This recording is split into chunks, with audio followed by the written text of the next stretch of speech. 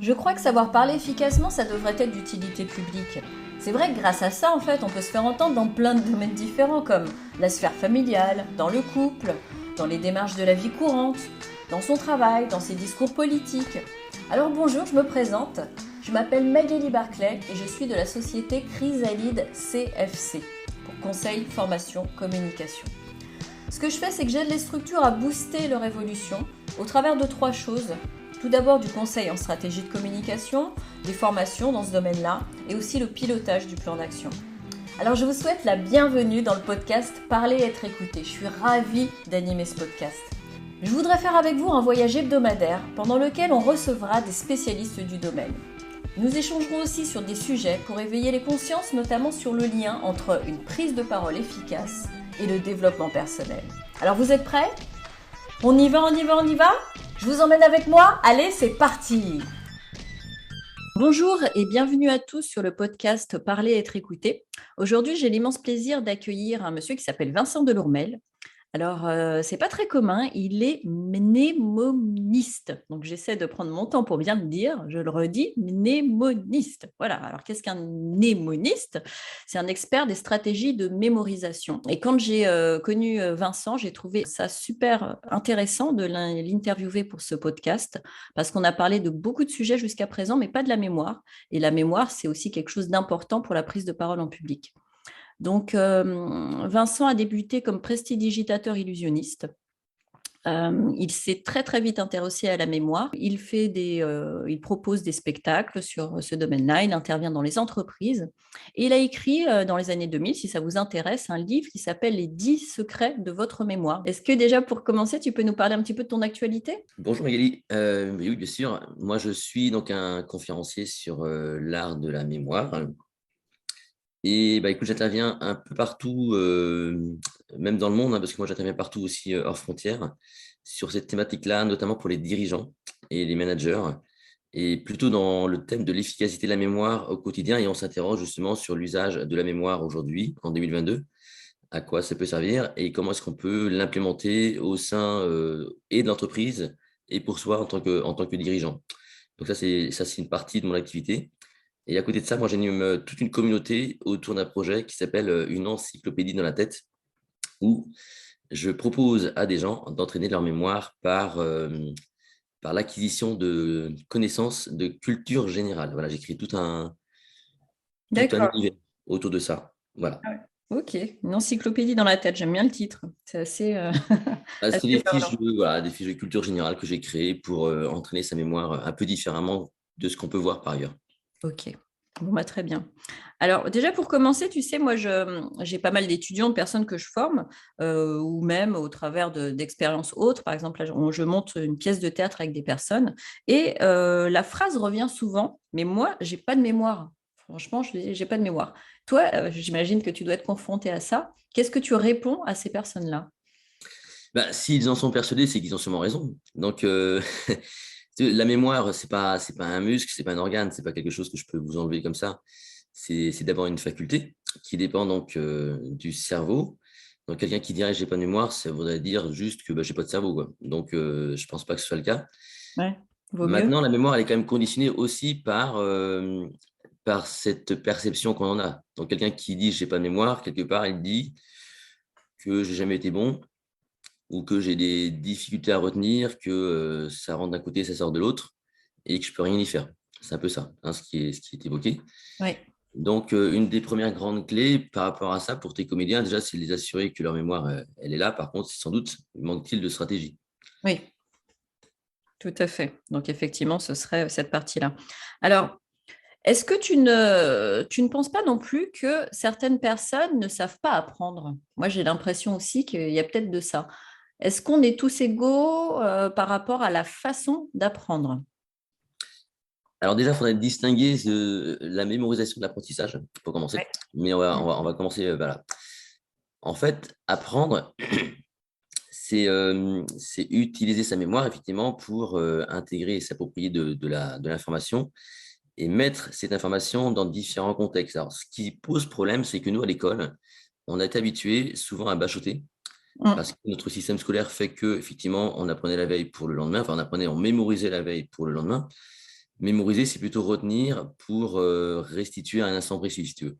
Oui, Genre, tu rencontres quelqu'un, tu retiens son prénom, ça ne te garantit pas que tu auras appris son prénom pour la vie. Tu tout l'auras à fait. peut-être le temps de la journée, mais bon, peut-être que dans une semaine, tu l'auras oublié, quoi. Lié, ouais. Alors que quand c'est appris, c'est intégré en toi et on est face à un vrai changement, quoi. Quand tu apprends, tu n'es plus tout à fait la même personne. Donc oui, tu as raison. De toute façon, à l'école, on n'apprend pas à apprendre. Oui. On suggère des idées. On fait l'apanage de la répétition, ce qui est bien. Mm. Mais la répétition seule, si tu veux, n'est pas forcément la solution ultime, quoi. Tout à Donc, fait. ouais, voilà. Donc, voilà, tout bêtement, tu as raison. On n'apprend pas à utiliser sa mémoire et on n'apprend pas forcément à l'utiliser dans le cadre d'un vrai apprentissage. Et tu disais qu'en plus, le fait de répéter n'est pas l'idéal, mais peut-être que même pour certaines personnes, répéter n'est pas la bonne manière. Est-ce que tu utilises, pour en venir à ça, est-ce que tu utilises, toi, par exemple, ce qu'on appelle le VACOG, le canal sensoriel privilégié? Est-ce que tu crois à ça pour l'apprentissage?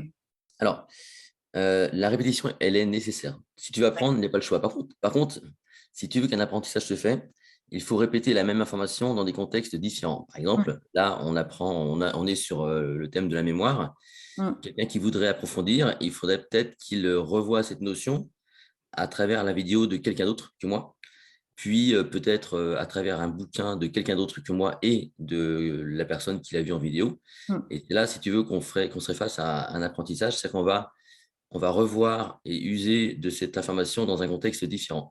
mm. S'agissant, si tu veux, ensuite des canaux sensoriels, comme tu le suggères, là, on est plus effectivement dans la perception et dans les premières démarches de la mémoire, on va effectivement utiliser un maximum de ses sens. C'est mieux, Mm. c'est mieux, hein, de ne pas seulement se contenter de voir, mais aussi, pourquoi pas, de bien écouter, de ressentir, de jouer l'information. Ça, Mm. c'est toujours mieux. Parce que effectivement, ça va être une des premières démarches pour bien capter. Donc là, on est beaucoup plus dans le registre des mémoires dites sensorielles, Oui, peut-être plus aussi dans le registre de l'attention oui. que dans le traitement pur de la mémoire, enfin de l'information telle qu'on le définit dans la mémoire. En fait, mémoriser, si tu veux, c'est effectivement bien capter l'information par les différents sens, Mm. mais c'est surtout après, qu'est-ce que tu en fais de l'information, comment est-ce que tu la traites, Voilà, tout pour à que tu fait. puisses ensuite donc l'imprimer efficacement. Mm. Alors pour bien spécifier, parce que je sais que des fois certaines personnes ne voient pas ce que c'est pour spécifier le canal sensoriel privilégié ou le VACOG, c'est, alors tu vas me dire hein, si tu es tout à fait d'accord avec ce que je dis, mais c'est le fait de justement capter l'information par, alors VACOG c'est visuel, soit effectivement on a une dominante visuelle, donc on capte surtout l'information, pas que, mais surtout par tout ce qui est visuel. Le A, c'est auditif, donc on va capter surtout l'information par ce qui est auditif. Et kinesthésique, le K, c'est tout ce qui va être sensation. Voilà, c'est les ressentis. Et on rajoute à ça à la fin le gustatif et l'olfactif, mais qui sont mis dans, on va dire, dans le kinesthésique. Parce que quelqu'un qui est à dominante olfactive uniquement, ce serait peut-être un petit peu bizarre. Donc voilà, c'est ce dont on parlait. Donc, est-ce que, d'après toi, l'âge des personnes joue aussi sur la mémoire? Parce que pareil, moi j'ai certaines personnes qui me disent ouais non, mais alors vu mon âge, j'ai pas de mémoire.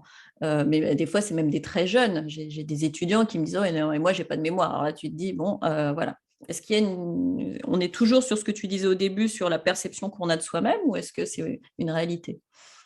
Alors, il y a les deux. C'est qu'en fait, encore une fois, la mémoire, ça reste une faculté, donc il dépend d'un organe, c'est le cerveau, qui lui, effectivement, peut être sujet au vieillissement, hein, forcément, comme tous les organes. Maintenant, on voit quand même qu'il y a des personnes âgées qui ont des très très bonnes mémoires. S'il n'y a pas de pathologie, la mémoire, il n'y a pas de raison qu'elle décline. Par contre, qu'est-ce qu'on remarque, c'est qu'avec l'âge, on a plutôt tendance à se spécialiser. On va être bon dans un domaine et tant qu'on a des informations dans ce domaine, on n'a pas trop de soucis. Mais dès lors qu'on sort un peu de notre quotidien, ça devient un peu plus compliqué. Donc, on est peut-être plus sur la problématique de l'hyperspécialisation qu'on nous demande d'avoir aujourd'hui, plutôt que sur le déclin réel. Et parce que avec cette hyperspécialisation, on va sans doute développer des stratégies propres à ce qu'on sait faire. et peut-être aussi en délaisser. On n'est plus habitué à faire des langues étrangères, on n'est plus habitué à apprendre de l'histoire géo ou d'apprendre un texte pour une pièce de théâtre, dans ton cas, par exemple. Mm. Donc, ça va donner cette sensation-là. L'autre chose, c'est que avec le temps, avec l'âge, la mémoire devient peut-être plus sémantique, c'est-à-dire qu'on va plus s'attacher à retrouver le sens des choses au détriment sans doute des détails tels qu'on a pu le vivre quand on est enfant, où là, l'enfant est capable d'apprendre assez facilement, comme on dit souvent, par cœur, mais c'est pas pour ça qu'il a bien compris la leçon. Donc, en fonction de l'âge, la mémoire va peut-être évoluer vers une mémoire plutôt sensible au sens des choses. Tout à fait. Bah, c'est intéressant ce que tu dis parce que je pense que ça va déculpabiliser certaines personnes qui se disent je n'ai pas de mémoire, mais c'est différent. Vous êtes C'est des ça, grands spécialistes, certainement. c'est ça. Super. Les personnes qui vont prendre la parole en public, puisque c'est ce dont on parle, hein, on parle du podcast Parler, être écouté, ont parfois, j'en ai beaucoup qui me disent, voilà, je connaissais mon texte, j'arrive sur scène ou j'arrive devant les personnes à qui je dois présenter ma conférence ou ma présentation, et là, j'ai tout oublié. Alors, est-ce que tu aurais des choses à nous dire là-dessus? Alors, d'abord, de bien comprendre ce qui se passe. C'est que effectivement, quand on arrive le jour J, on est déjà d'une part hors contexte. C'est-à-dire qu'on a appris un texte, alors pour un peu qu'on l'ait appris par cœur, ce que moi, je ne recommanderais pas, hein, pour le coup, mais je ne sais pas, hein, comment travaillent ces gens-là. Moi, je ne vais pas recommander aux gens d'apprendre par cœur mot à mot. Oui. Parce que ça, c'est le danger, si tu veux, d'avoir justement l'oubli d'un mot Mm. qui va juste empêcher la récupération du reste. Donc, si tu veux, souvent, on répète un texte, un contenu dans un contexte. Et puis, on va se retrouver un jour hors contexte. C'est-à-dire que tous les éléments qui pourraient nous permettre de retrouver de tête l'information, ils disparaissent un petit peu. Mm. Ça, c'est la première chose. Ensuite, il y a le stress. Le stress qui a vraiment ce rôle d'inhibition. Un stress qui n'est pas contrôlé, forcément, va provoquer une surcharge cognitive et donc va empêcher quelque part la récupération efficace de l'information. Moi, le conseil que je donne aux gens, c'est deux choses. D'abord, leur contenu, leur texte. Il vaut mieux qu'ils s'appuient sur sur une série de mots-clés. Et ce qu'ils peuvent mettre en place, qui marche très très bien, c'est ce qu'on appelle la méthode des lieux. C'est un très vieux truc qui nous vient de l'Antiquité, qui consiste en fait à imaginer un trajet dans sa maison, par exemple. Et on va dire, voilà, une maison qu'on connaît parfaitement bien. Oui. Et par exemple, moi je suis assis là à une table, je pourrais imaginer un trajet dans le sens des aiguilles d'une montre où je Mhm. verrais par exemple une plante là-bas, un rideau, une fenêtre, un escalier. Et sur chacune de ces étapes, on y dépose mentalement un mot-clé. D'accord. Tu vois, donc en gros, si je dois parler de la mémoire, j'imaginerais sur la plante là-bas à gauche un cerveau qui me rappelle qu'il faut que je commence par parler peut-être du cerveau. Ensuite, sur le rideau là-bas, je pourrais peut-être imaginer, il faut vraiment voir l'image, hein. Mm. Imaginez par exemple quelqu'un atteint d'Alzheimer parce qu'il est question d'Alzheimer. Ouais. À la fenêtre, pourquoi pas un dirigeant pour que je puisse parler effectivement de l'efficacité au quotidien. Sur l'escalier, pour finir, je pourrais avoir l'image d'un enfant parce qu'il faudrait que je parle des enfants, quoi. Ce qui veut dire que là, si tu veux, mentalement, visuellement, je vois un cerveau, je vois Alzheimer, je vois un dirigeant, je vois un enfant. Et Mm. ce sont des idées clés qui me permettent ensuite de m'exprimer. Donc, quand tu arrives en prise de parole sur scène, si tu n'as pas un moyen efficace de récupération de mots-clés, il y a ce danger, effectivement, t'oublies. Tout à fait. Bon, bah, c'est intéressant ce que tu me dis parce que c'était l'objet de ma prochaine question. J'ai trop vite. Donc c'est parfait. Non, c'est pas que tu vas trop vite, c'est que je pense qu'au contraire, on est coordonnés. Donc tu parles justement du fait de retenir et en fait avec cette histoire mais j'aime bien, hein, l'idée de la maison et du chemin qu'on fait. Ça me fait penser à ce qu'on utilise beaucoup, c'est la visualisation, hein, c'est ça, c'est de la visualisation ou ce qu'on appelle nous parfois le théâtre imaginaire, c'est ça? C'est ça, c'est comme ça. Donc oui, voilà, c'est le fait de retenir par des images et je trouve ça très, très, très puissant, effectivement. Mm. Alors, ça veut surtout dire, c'est qu'historiquement, ce qu'on avait compris de la mémoire, c'est Mm. qu'il fallait localiser le chemin de l'information, mais littéralement, Oui. localiser le chemin de l'information. Ouais. Et tu connais peut-être l'expression en premier lieu, je vais vous dire ça, en second lieu, je vais vous dire ça. Hein, c'est une Oui. expression qu'on entend souvent à l'oral. Oui.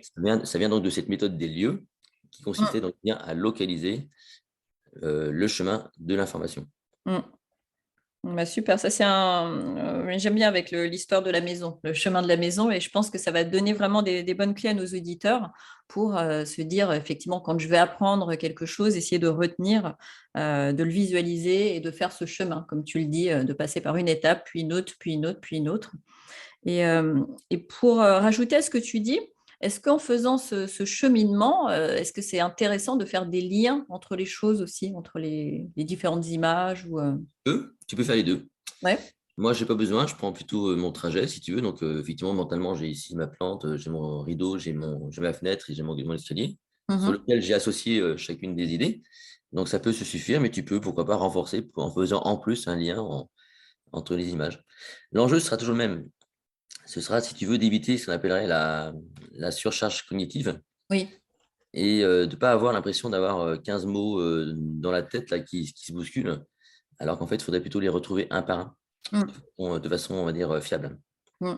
Les précédents podcasts, on a beaucoup parlé de certains outils qui pouvaient permettre justement de réduire ce stress, parce que c'est un tout, hein. Là, on a Mm. parlé du côté cognitif, effectivement, mais c'est aussi des outils tels que la cohérence cardiaque ou autres qui peuvent nous Bien sûr. permettre déjà de redescendre, de ralentir tout ça. Là, tu nous as donné un super outil pour visualiser, pour faire un cheminement. Est-ce que d'après toi, il y aurait d'autres choses pour, parce que c'est vraiment ça qui revient, pour se dire, voilà, je mets toutes les choses en place pour ne pas avoir ce fameux trou lors de ma réunion, de ma conférence, ce fameux trou de mémoire.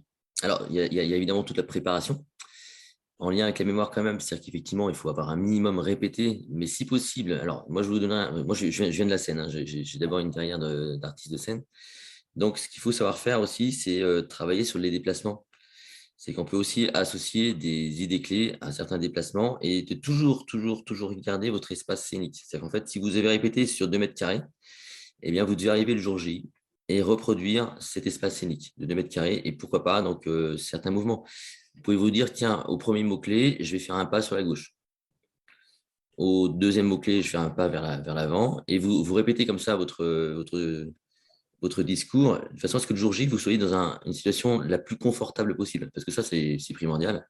C'est de vous retrouver quand même dans une situation familière où voilà, vous n'avez pas trop de problèmes à retrouver de tête ce que vous cherchez, quoi. Hmm.